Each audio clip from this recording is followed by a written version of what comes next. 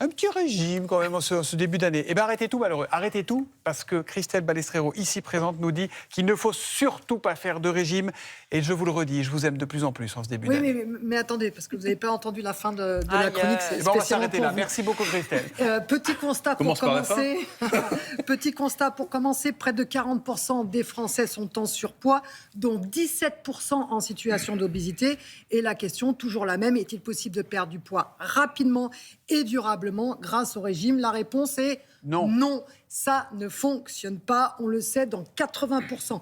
Dans plus de 80% des cas, vous allez soit retrouver votre poids normal, soit reprendre des kilos supplémentaires. Et attention, ce n'est pas qu'une question d'esthétique. À chaque fois que vous faites des régimes yo-yo, c'est dangereux pour votre santé. On sait que ces régimes yo-yo, vous rendent diabétique et sont mauvais pour votre cœur. Pourquoi ? Parce que quand vous faites ces régimes drastiques, vous allez perdre de la masse maigre, c'est-à-dire vous allez perdre du muscle et vous allez prendre de la graisse viscérale. Ça marche à tous les coups. Je perds du muscle, je prends de la graisse au niveau du ventre. Alors que si vous mangez votre kebab avec la sauce salade, tomate, oignon, sauce blanche, harissa, il n'y a pas d'embrouille. Peut-être que c'est mieux que faire des régimes drastiques. Donc on ne fait pas ce type de régime, ça ne fonctionne pas.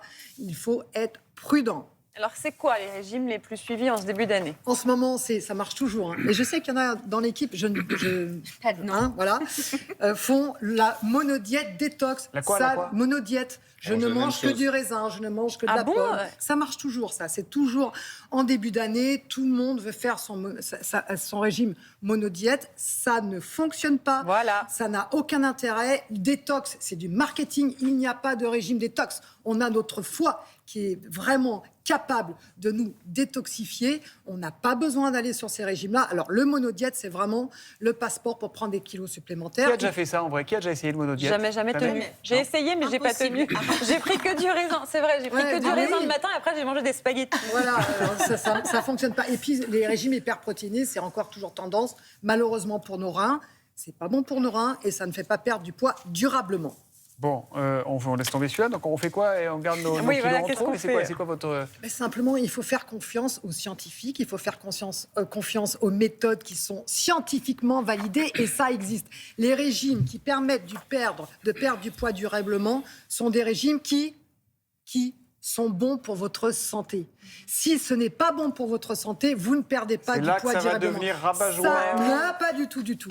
Donc, petite règle. Premièrement, de petits changements. On ne fait pas de grands changements, on fait des ajustements. On diminue les tailles. Pendant longtemps, les tailles, les portions. On peut prendre une assiette à dessert à la place d'une assiette normale. Changements, on prend 2 fois alors. Non. Fois. Moi, ce que je fais, j'associe pas les protéines animales avec les féculents. Est-ce que c'est bien ça ? Non, enfin, je veux dire, ça pas... Non, parce que je pensais qu'on gardait les féculents après les... Non.